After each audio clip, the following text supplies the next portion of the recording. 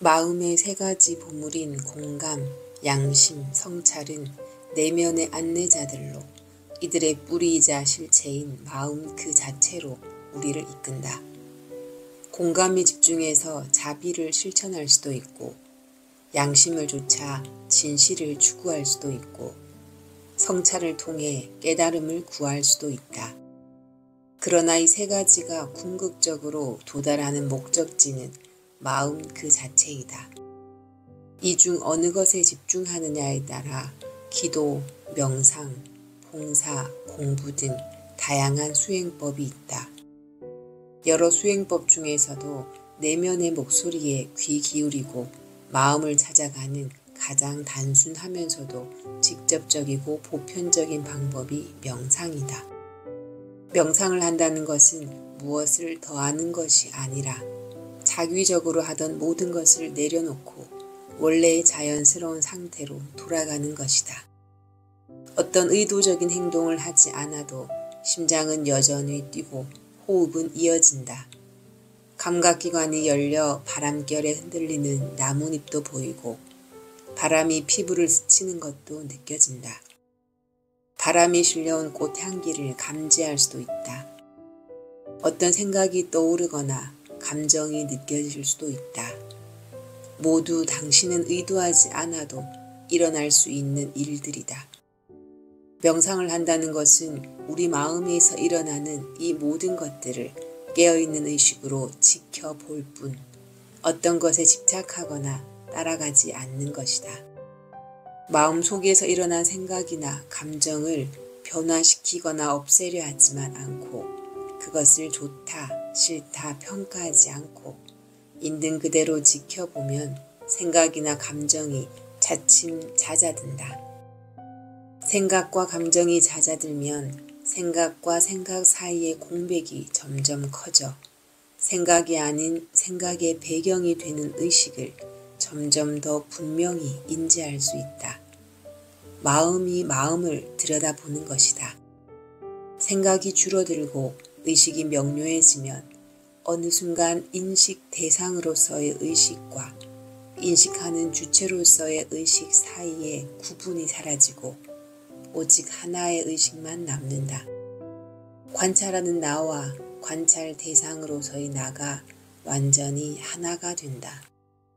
그때 나와 남, 내부와 외부, 인간과 자연을 나누는 모든 구분과 경계가 사라진다. 그리고 그러한 구분이 원래 존재하지 않는다는 것을 알게 된다. 이때 경험하는 의식은 본질적으로 하나이고 나누려 해도 나눌 수 없다. 주관적인 나와 근원적인 실체 사이에 경계가 사라지는 것이다. 나는 이를 영점의식, 관찰자 의식이라 부른다. 관찰자가 된다는 것은 이 근원의 의식과 하나가 되는 것을 의미한다. 밝고 순수한 관찰의 힘 앞에 모든 거짓과 분리의 환상이 사라지고 실체가 드러난다. 명상으로 각자의 마음을 들여다보고 성찰하는 것은 매우 개인적인 활동이면서 동시에 모두를 하나로 이어주는 공통의 뿌리를 찾아가는 것이기도 하다. 역설적으로 각자의 내면으로 깊이 들어갈수록 우리가 하나로 연결돼 있음을 더 분명히 알아차릴 수 있다. 우리의 뇌로 우리 의식을 관찰하며 모두를 연결하고 있는 하나의 근원을 확인함으로써 분리와 갈등을 치유하고 공생을 실현할 힘을 발견한다. 내가 자연이다. 눈을 감고 자연의 모습을 상상해보자. 어떤 이미지가 떠오르는가? 대개는 푸른 산, 맑은 물이 흐르는 계곡, 고운 모래가 깔린 해변 등을 떠올릴 것이다. 누군가는 천둥 번개나 몰아치는 비바람, 집채만한 파도를 상상할 것이다. 모두 자연에서 볼 수 있는 모습이기는 하지만 이러한 이미지들은 자연에 대한 우리의 제한된 인식을 보여준다. 우리가 놓치고 있는 중요한 사실이 있다. 우리 자신도 자연이라는 것이다. 내가 들이쉬고 내쉬는 숨, 내 뱃속에 있는 장내 미생물들, 심장 박동으로 혈관을 흐르는 피가 모두 자연이다. 나라는 생명 자체가 자연의 일부이다. 내 안의 자연은 내가 통제하지 않아도 자신의 리듬을 가지고 쉼없이 활동하고 있다. 내 안에 있는 자연의 도움으로 체온을 유지하고 상처가 나도 시간이 지나면 낫고 독감에 걸려도 회복할 수 있다. 우리는 인위적인 것들에 너무 익숙해지면서 내가 자연이라는 사실을 잊고 내 안에 존재하는 자연의 리듬과도 단절되었다. 그 결과로 스트레스 지수는 높아지고 자연 치유력은 약해지고 외부 정보와 시스템에 대한 의존도는 점점 높아졌다. 지속 가능한 삶은 멀리 있는 것이 아니라 내 안에 있는 자연을 회복하는 것에서 시작된다. 내 안의 자연이 회복될 때 생명이 가진 조화와 균형의 감각이 되살아나 내 몸과 마음의 건강을 더 잘 보살필 수 있다. 그런 상태에서 다른 사람이나 다른 대상의 아픔을 내 아픔처럼 느낄 수 있는 공감 능력이 살아난다. 그 대상은 가까이 있는 가족이나 동료일 수도 있고 동식물일 수도 있다. 더 나아가 지구 자체일 수도 있다. 자신의 생명 리듬과 단절되어 스트레스로 가득 찬 상태에서는 다른 사람의 아픔이나 고통을 느끼고 헤아릴 겨를이 없다. 알게 되었다 해도 도움을 주기는 힘들다. 기후변화에 관한 통계 자료가 우리에게 문제의 심각성을 느끼게 해줄 수 있다. 탄소 배출을 줄이도록 강제하는 새로운 규제도 만들어야 한다. 하지만 그에 못지않게 중요한 일이 내 안의 자연을 회복하는 것이다. 내 안에 회복된 자연이 나에게도 이롭고 다른 사람에게도 이롭고 지구 환경에도 이로운 선택을 할 수 있도록 우리를 이끌기 때문이다. 내 안의 자연이 바로 공생 감각이다. 이 감각의 회복을 통해 우리는 지속 가능한 삶과 지속 가능한 세상을 만들어 갈 수 있다. 분리는 착각이다. 현재 우리가 겪고 있는 여러 위기 상황을 통해 우리가 어디에 살든 모두가 연결되어 있고 서로 영향을 주고받을 수밖에 없음을 목도하고 있다. 단지 우리가 경험하고 인지하는 차원에서만이 아니다. 이러한 연결은 훨씬 더 깊고 광범위하다. 이 세상이 분리되어 따로 존재하는 것은 단 하나도 없다. 나는 지금 의자에 앉아 있고 의자는 방바닥을 딛고 있고 방바닥은 땅을 의지하고 있다. 우리는 해와 달, 태양계의 행성들이 만들어내는 중력권에서 안정적인 운동을 하고 있다. 이러한 엮임은 무한히 이어진다. 우리 몸 내부를 들여다봐도 확인할 수 있다. 몸은 기관과 조직으로, 조직은 세포로, 세포는 핵을 비롯한 더 작은 세포 내의 기관들로 이루어져 있다. 더 쪼개서 단백질로, 분자로, 원자로, 마지막에는 전자와 미립자에 이르기까지 그 어느 것도 따로 분리되어 존재하지 않는다. 어떤 세포가 주위의 다른 세포들과 소통을 단절하고 독립적으로 생장, 번식하려 한다면 그것은 바로 암세포이다. 이러한 엮임을 외부로 계속 확장했을 때 우리가 만나게 되는 것은 광대한 허공이다. 우주에 존재하는 수많은 은하와 별은 밤하늘을 가득 채운 듯 보인다. 하지만 그들은 광대한 허공에 빛의 속도로 몇만 년, 몇백만 년을 가도 닿지 못할 만큼 멀리 떨어져 있다. 물질 내부로 들어가도 마찬가지다. 물질의 기본 단위를 찾아 들어가면 단단해 보이던 덩어리는 사라지고 진동하는 에너지의 파동만 남는다. 파동은 모든 물질의 기본 상태이다. 더 정확히 말하면 물질은 파동이 사방으로 무한히 퍼져 있는 에너지 장으로 존재한다. 물질을 잘게 쪼개도 우리가 마주하는 것은 결국 광대한 허공이다. 허공에는 경계가 없다. 우리가 사물을 잘게 쪼개서 만나게 되는 허공이나 외부로 확장했을 때 만나게 되는 허공이나 같은 허공이다. 세상에서 가장 작은 것에서 가장 큰 것까지 어디를 봐도 나는 물론이거니와 그 어떤 것도 분리되어 존재하는 것은 없다. 만물은 파동 에너지로 가득 찬 허공 속에서 반딧불처럼 나타났다 사라진다. 이것이 현대 과학이 보여주는 우주의 모습이다. 인류의 영적인 전통 속에서 깨달음을 통해 본 우주의 모습과 다르지 않다. 분리되어 독립적으로 존재하는 내가 없다는 것은 영적인 각성이기 이전의 과학적 사실이다. 이를 부정하는 믿음이나 생각은 마치 지구가 우주의 중심이고 태양이 지구를 중심으로 돈다는 주장만큼이나 비과학적이다.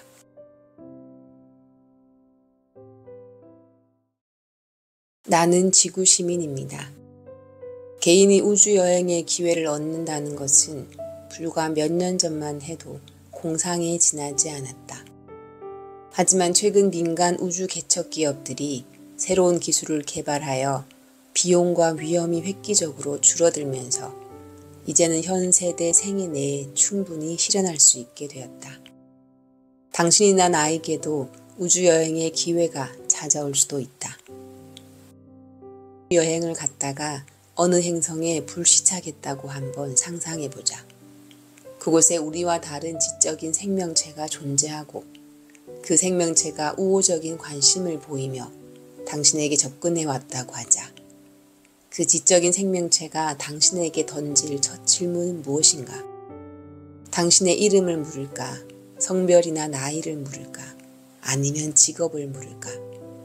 그 생명체가 당신에게 던져오는 첫 번째 질문은 아마도 너는 어디서 왔니? 일 것이다. 그 질문에 당신은 무엇이라고 답하겠는가? 한국, 서울, 혹은 뉴욕. 그 생명체가 혼동할까봐 한국은 남북으로 나뉘어져 있는데 나는 남쪽에서 왔다고 친절한 설명을 덧붙일 것인가? 그러한 답들이 전혀 도움이 되지 않는다는 것을 당신도 알 것이다. 그 상황에서 어디서 왔느냐라는 질문에 합당한 답은 나는 지구에서 왔다일 것이다. 우리가 지구에서 왔다는 것, 우리가 지구 시민이라는 것은 국가나 종교, 문화 같은 인위적인 정보가 아니다. 이것은 우리가 정한 정보가 아니라 우주로부터, 자연으로부터 부여받은 정보이다. 우리가 우주의 어디를 가도 아무리 멀고 깊은 곳을 가도 유효할 정보이다. 지구 시민이 우리 정체성의 근본이라는 자명한 사실을 너무 오랫동안 외면해 왔다. 국가, 민족, 종교, 이념이라는 테두리 속에 자신을 가두고 그런 정보들과 우리 자신을 동일시해 왔다. 이와 더불어 다른 신념체계나 정체성을 가진 사람들을 부정하고 배척하고 파괴하였다. 초연결 사회에서의 의사소통과 사업을 운영하는 방식은 이미 우리가 지구 시민임을 보여준다. 스스로를 한 국가나 민족이나 종교에 한정하는 기존의 정체성은 구체적인 생활체계의 변화를 따라잡지 못하는 우리의 완고한 습관과 기억일 뿐이다. 그렇기에 사실 지구 시민이 된다는 것은 내가 생각하는 나 자신에서 실제의 나 자신으로 바뀌는 것이다.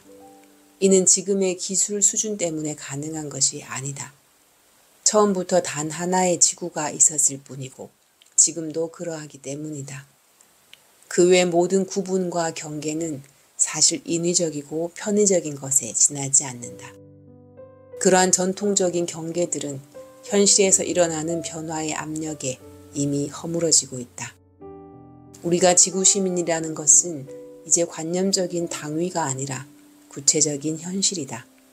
지구 시민이 되기 위해 특별히 배우고 준비해야 할 것은 아무것도 없다.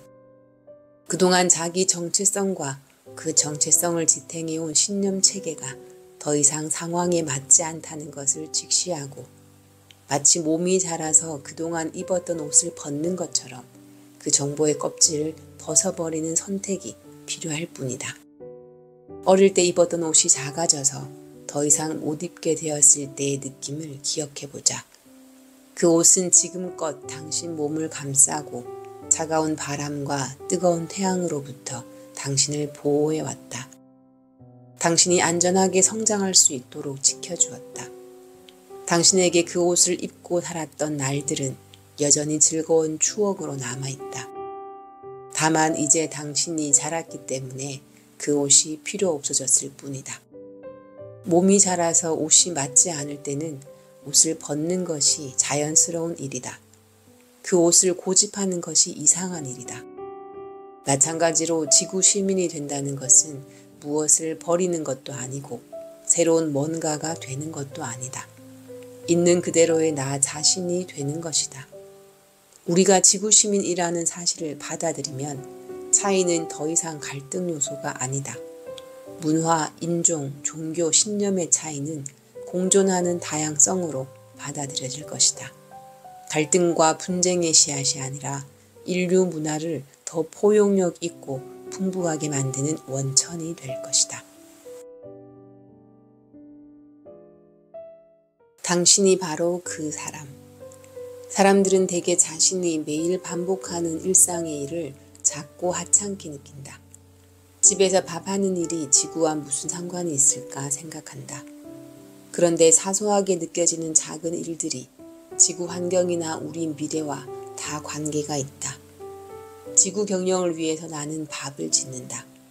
지구 경영을 위해서 청소한다. 지구 경영을 위해서 아이들을 가르친다. 이런 큰 마음을 가질 때 사람이 달라진다. 당장 먹고 살기 위해서 지금 이 일을 한다고 생각하면 자신이 하는 일이나 삶의 가치를 느끼기 어렵다.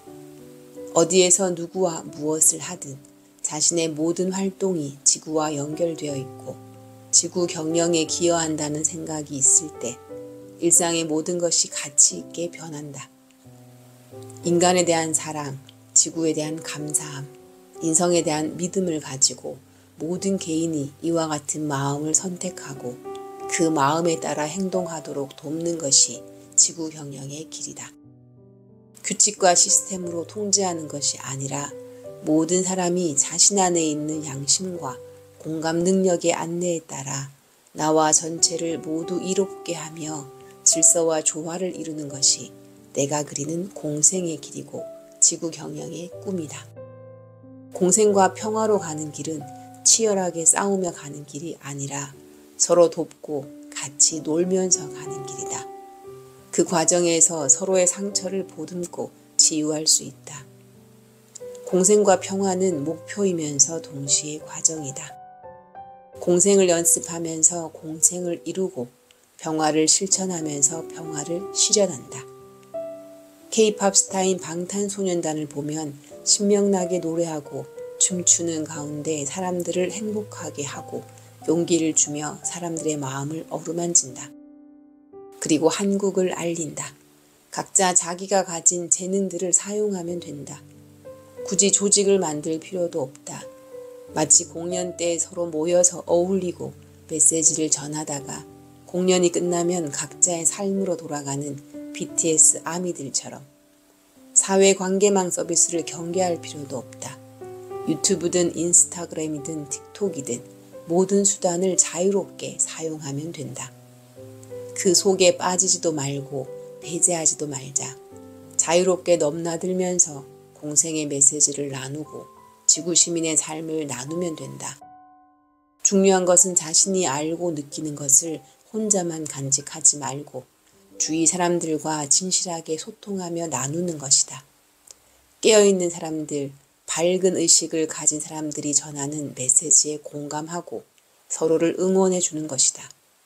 좌냐 우냐, 진보냐 보수냐 등의 잣대로 자신의 의식이나 행동을 규정하지 말자. 양심에 따르고 공감하는 대로 나에게도 좋고 지구에도 좋은 것을 선택하고 실천하면 된다. 한 가지 우리에게 꼭 필요한 것은 아름다운 세상, 공생이 실현되는 세상에 대한 꿈을 포기하지 않고 끝까지 가는 것이다. 나는 꿋꿋하되 경직되지 않고 진지하되 무겁지 않은 리더를 꿈꾼다. 강하되 부드럽고 친절하며 천진하면서도 현명한 리더를 꿈꾼다.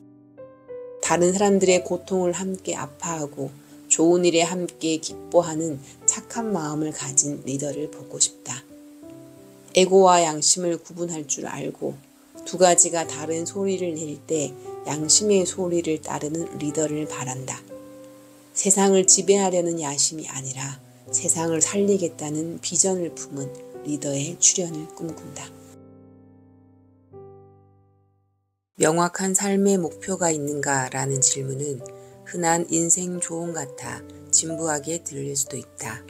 그런데 사실 삶의 목표가 있느냐 없느냐는 인생에서 성취의 차이를 만드는 가장 중요한 요소이다. 아마도 그 차이는 개인적인 능력이나 환경으로 만들어진 결과보다도 클 것이다.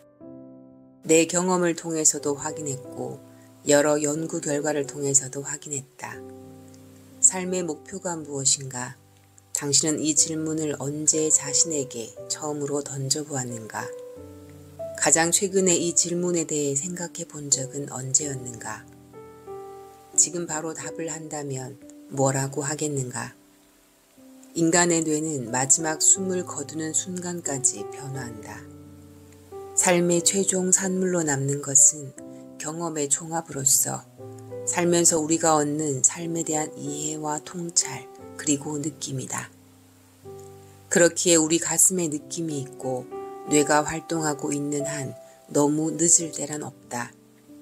삶의 의미를 완전히 뒤바꿀 수 있는 큰 자각은 어느 순간에든 찾아올 수 있다. 그러므로 당신이 현재 삶에서 얼마나 많은 혹은 적은 성취를 이루었는지 상관없이 다시 한번 이 질문을 던져보고 목표를 분명히 할 것을 권한다.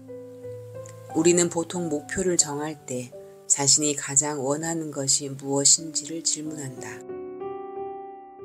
많은 사람이 그렇게 정한 목표를 이루기 위해 옆도 뒤도 돌아보지 않고 달린다. 그렇게 해서 원하는 목표를 달성했는데도 왠지 마음이 허전하고 삶을 허비했다는 느낌이 들기도 한다.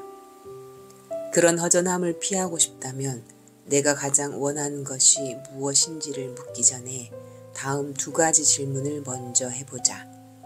후회하지 않을 삶을 사는데 도움이 될 것이다. 첫 번째 질문은 내가 이 삶을 마쳤을 때 어떻게 기억되기를 원하는가이다. 이 질문은 에고보다 더 깊은 곳에 있는 근원적인 욕구가 무엇인지 찾는 데 도움이 된다. 지금껏 어떤 삶을 살아왔든 자기 자신을 어떤 사람이라 평가하든 대부분은 세상을 위해 뭔가 기여한 사람으로 기억되기를 원한다. 인간의 내면에는 이기적인 본능보다 더 깊은 곳에 세상을 위해 뭔가 좋은 일을 하고 싶다는 홍익의 본능이 자리하고 있기 때문이다. 두 번째 질문은 내가 목표를 이루었을 때 어떤 느낌이 들었으면 좋겠는가이다. 이 질문은 우리가 삶의 중요한 선택을 할 때 잡다한 생각에서 벗어나 단순하고 직관적인 느낌을 따르도록 도와준다. 우리는 실제로 성취를 느낌으로 최종 검증하기 때문에 느낌의 안내가 도움이 된다. 당신에게 구체적인 삶의 목표가 있고 노력 끝에 목표를 이루었다고 해보자.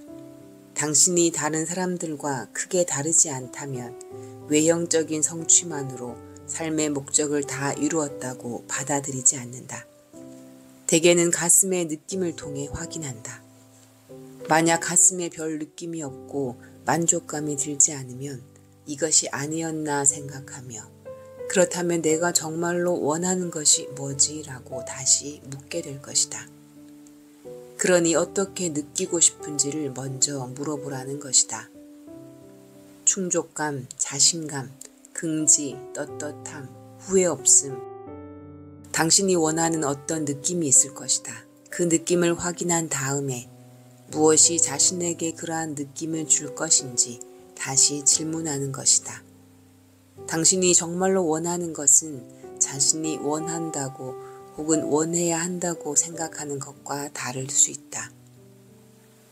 정말로 당신을 행복하게 하고 충족감을 줄 수 있는 것은 생각보다 가까운 곳에 있을지도 모른다.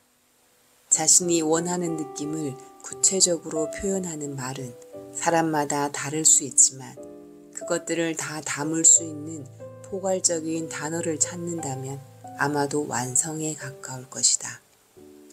완성은 넘치지도 모자라지도 않으며 후회도 여한도 없다. 그 안에는 자신에게 주어졌던 삶의 기회에 대한 감사, 삶 속에서 만난 모든 사람에 대한 사랑과 축복, 남은 여정에 대한 두려움 없는 기대가 있을 것이다. 당신이 완성의 느낌에 이르렀을 때 삶의 마지막에 남는 것은 그저 입가에 보일 듯 말 듯한 미소뿐일지 모른다. 하지만 그 미소가 당신의 삶을 총체적으로 말해준다. 자기 개발과 성공뿐만 아니라 내적으로 완성을 추구한다면 훨씬 균형 잡히고 충만한 삶을 살 수 있을 것이다. 이러한 삶을 통해 얻은 경험과 통찰은 보다 많은 사람을 완성이라는 목표로 이끌고 사회 전체적으로 공생의 문화를 발전시키는 데 기여할 것이다. 모두가 인정은 하면서도 받아들이고 싶지 않은 아주 불편한 진실이 죽음이다. 불편하기에 덮어두고 싶지만 우리 삶에서 죽음만큼 확실하게 보장된 것도 없다. 더 정확히 말하면 변화와 불확실성으로 가득 찬 우리 삶에서 유일하게 보장된 확실성이 죽음이다. 따라서 죽음을 대하는 우리의 태도가 모순적일 수밖에 없다. 그렇게 확실한데도 마치 그것이 존재하지 않는 것처럼 생각하고 행동하기 때문이다. 그 존재를 잊어버리고 덮어두기 위해 죽음에 관한 대화나 정보를 대부분의 일상생활에서 터부시한다. 죽음은 보통의 사람이 다루는 것이 아니라 특별한 사람만 다룰 수 있는 것으로 인식해왔다. 죽음은 누구나 경험하는 가장 중요한 생애 최대 이벤트임에도 불구하고 관련한 안내도 교육도 없다. 과학기술이 고도로 발전했어도 특이하게도 죽음에 관한 생각은 여전히 종교적 권위 아래 머물러 있다. 우리 중 누구도 물건을 고르듯이 자신의 환경을 선택해서 태어난 사람은 없다. 태어나서 만난 삶의 조건들은 좋든 싫든 그냥 주어진 것이다. 하지만 죽음은 다르다. 내가 어떠한 상태로 어떤 마음으로 죽음을 맞이할지 선택할 수 있다. 아직도 많은 문화권에서 일반적으로 받아들이지는 않지만 나는 원한다면 죽음의 방식과 시기까지도 스스로 선택할 수 있어야 한다고 생각한다. 앞으로 자연 수명과 생명 자체를 바라보는 생각과 태도에 많은 변화가 있을 것이다. 삶을 선물이라 할 때 그것은 삶의 시작만을 의미하지 않는다. 시작이 선물이면 끝도 선물이다. 시작은 반기고 축하하면서 끝은 두렵고 피해야 할 그런 것이 아니다. 삶이 아무리 고단하다 할지라도 마침내 모든 짐을 내려놓고 자유로워지는 그 끝은 반드시 온다. 삶이 아무리 달콤하고 아름답게 보일지라도 화려한 착각과 집착에서 벗어나 사물을 바르게 볼 수 있는 끝이 있다. 비록 헤어짐과 고통과 슬픔이 있을지라도 죽음은 떠나는 사람에게도 남은 사람에게도 치유와 자각, 자유의 기회를 열어준다. 그렇기에 죽음은 생명체에게 재앙이 아니라 선물이고 권리이며 기회이다. 삶의 완성으로서의 죽음은 육체적 건강이나 사회복지제도만으로는 만들어지지 않는다. 삶에 관한 보다 근원적인 통찰과 이해를 포함하는 영적인 각성이 뒷받침되어야 한다. 그러한 영적인 각성은 생명을 육체에 국한한 대사작용이 아니라 모든 존재를 아우르는 거대한 에너지의 순환으로 이해하는 데까지 의식을 확장한다. 살아있는 동안 자기 존재의 뿌리를 알고 육체를 가지고 사는 이 삶이 생명의 장대한 흐름의 일부라는 것을 받아들인다면 우리 생명이 태어나고 죽는 것에 상관없이 영원하다는 이해에 이른다. 이러한 자각을 바탕으로 사는 동안 내면의 빛과 사랑, 양심과 자비심을 따라 진실을 지키고 다른 생명을 이롭게 하고자 노력했다면 삶의 끝에 맞는 죽음은 영광이고 축복이다. 4차 산업혁명의 도전을 슬기롭게 헤쳐나갈 가장 핵심적인 열쇠는 인성회복이다. 이는 개인으로서 인류 전체로서 우리의 존재 가치를 되찾는 것을 의미한다. 인간이 다른 어떤 동물보다 진화적으로 우위를 차지하며 현재 지구 생태계에서 최상위 지배종 위치에 이르게 된 것은 인간의 지적인 능력 때문이다. 거의 모든 나라와 문화권에서 유능하다는 평가는 대부분 지적인 능력과 연관이 있다. 많은 사람에게 똑똑하다는 것은 자랑거리이고 부러움의 대상이다. 그런데 인공지능의 발전으로 지적인 능력을 중심으로 한 인간의 자아상이 근본적인 도전을 받고 있다. 알파고와의 대결에서 타격을 받은 것은 프로 바둑기사 한 명의 자존심이 아니다. 만물의 영장이라는 인간의 자아상이다. 인간과 다른 인공지능의 명확한 장점은 선택과 판단에서 편견과 감정을 배제할 수 있다는 점일 것이다. 인공지능은 이론적으로 데이터의 양과 질만 보장된다면 우리가 안고 있는 모든 문제에 최적의 판단을 내릴 수 있다. 만약 우리가 가장 우수한 인공지능을 데려다 놓고 다음과 같은 질문을 한다고 상상해보자. 지구 생태계를 회복시킬 수 있는 가장 빠르고 효과적인 방법은 무엇인가? 어떤 제한 조건도 두지 않고 이 질문에 대한 답을 제시하라고 하면 과연 어떤 답이 나올까? 인간을 제거해야 한다고 하지 않을까? 인류의 의식과 삶의 방식이 달라지지 않는다면 동료 일간들과 다른 수많은 생명체에게 그렇게 많은 고통을 주면서 우리가 지구상에 계속 존재해야 할 이유를 어디에서 찾을 것인가? 인간의 진정한 가치는 무엇인가? 인공지능의 기술적 성과가 보여주듯 지적인 능력이 더 이상 인간 고유의 능력이 아니라면 과연 인간을 인간답게 하는 진정한 특성은 무엇일까? 앞에서 여러 번 강조한 것처럼 자의식을 가진 존재로서 인간의 고유한 특성은 양심, 성찰하는 능력, 공감 능력이다. 양심이 있기에 우리는 개인적인 불이익을 감수하고서도 진실을 선택할 수 있고 개인의 이익과 전체의 이익이 충돌할 때 전체 이익을 우선시할 수 있다. 성찰하는 능력이 있기에 자신을 돌아보고 경험을 통해서 통찰을 얻으며 더 나아가 자신의 근원에 대해 궁금하게 여기며 나는 누구인가 하고 질문한다. 이 두 가지가 함께 인간을 정말로 인간답게 하는 것, 특히 지속 가능한 지구를 위해 필요한 인간의 특성은 공감 능력일 것이다. 공감 능력이 있기에 다른 사람, 다른 생명, 다른 대상을 마치 자신처럼 느낄 수 있고 자발적으로 다른 대상에게 도움을 주는 행동을 할 수 있다. 지금까지 경쟁과 지배를 중심으로 한 사회 제도 속에서는 지성이 항상 우선시되었다. 공감 능력은 부차적인 가치로 취급하거나 심지어 경쟁에서 이기는데 도움이 되지 않기에 억눌러야 했다. 우리는 지금 다른 사람, 다른 집단, 다른 생명체를 배려하지 않는 지성이 우리 삶의 기반을 얼마나 황폐하게 만드는지 적나라하게 지켜보고 있다. 인간의 진정한 가치와 위대함은 지성과 공감 능력이 통합될 때 드러날 수 있다. 지성으로 공감 능력을 억압할 것이 아니라 공감 능력을 발휘하기 위해 지적인 능력을 사용할 때 지성은 더 큰 가치를 갖는다. 오직 인간만이 그렇게 할 수 있는 능력과 조건을 갖추고 있다. 지금까지 인류가 보여준 모습이 그렇지 못함에도 불구하고 여전히 인간이 지구의 희망인 이유이다.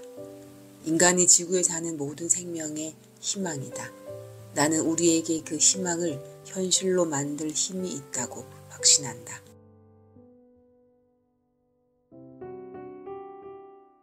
공생을 실천하는 일상은 어떤 모습일까? 지구 시민으로 살기 위해 내 삶에 어떤 변화가 필요할까? 이런 질문을 던지며 뭔가 큰 일을 해야 할 것 같은 생각이 들거나 막연하게 느껴질 수 있다. 하지만 나와 다른 사람들, 지구 전체에 도움이 되는 삶을 사는 것은 생각보다 쉽고 단순하다. 첫 시작은 마음을 내는 것이다.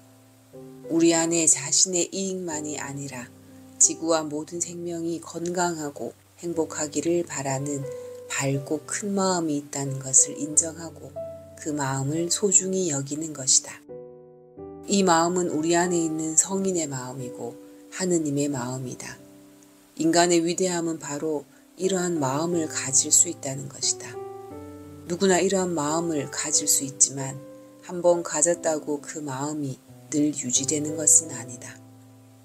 마음은 기억이 아니라 항상 지금 이 순간에 존재하고 매일 매 순간 바뀌고 새로워지기 때문이다.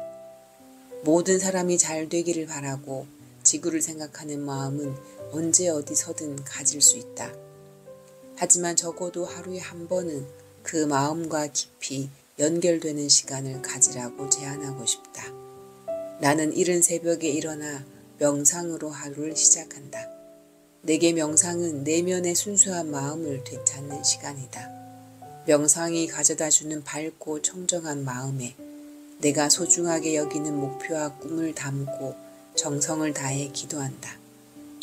나의 명상과 기도 속에는 건강하고 아름다운 지구가 있고 더 나은 자신과 세상을 위해 변화를 만들어가는 수많은 사람이 있다. 이른 아침 명상을 통해 공생을 위해 내가 할 수 있는 일들에 대한 새로운 아이디어와 에너지를 얻는 자신의 마음과 만나기 위해 꼭 눈을 감고 앉아서 명상해야 하는 것은 아니다. 각자 자신에게 맞는 방식이 있을 것이다. 누구에게는 일기를 쓰는 것일 수도 있고 차 한 잔을 마시며 하루를 돌아보는 것일 수도 있다. 가까이 있는 사람과 마음을 터놓고 대화하는 것일 수도 있고 열띤 토론을 통해 소통하는 것일 수도 있다.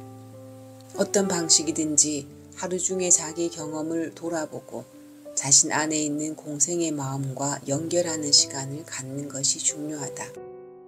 공생의 마음은 다른 사람과 지구를 이롭게 하는 것에 앞서 먼저 자신에게 도움을 준다.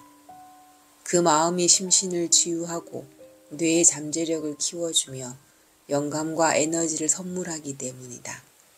또 더 나은 선택을 할 수 있는 지혜를 주기 때문이다. 공생의 마음을 낸다는 것은 내 안에 있는 자연을 회복하는 것이기도 하다. 내가 더 건강하고 행복하고 평화로워지는 길이기에 힘들거나 부담스럽지 않다. 내 안의 자연을 회복할 때 그것은 자연 치유로, 지구 감수성으로, 주변 사람들과 다른 생명체들에 공감하는 것으로 나타난다. 마음이 창조해낼 수 있는 가장 위대하고 아름다운 것, 그것은 희망이다. 지속 가능한 삶, 공생의 세계는 멀리 있는 것이 아니다. 모두를 위해 진심으로 공생과 지속 가능한 세계를 바라는 마음, 그것이 실현 가능하다고 믿는 희망에서 시작한다. 그런 희망을 품고 내가 할 수 있는 작은 일부터 실천해 나가면 된다. 지구에 도움이 되는 건강한 라이프 스타일을 만들고 조화로운 공생의 삶을 위해 우리가 실천할 수 있는 것들은 생각보다 많다. 간단하고 쉬운 것부터 당장 할 수 있는 것부터 시작해보자.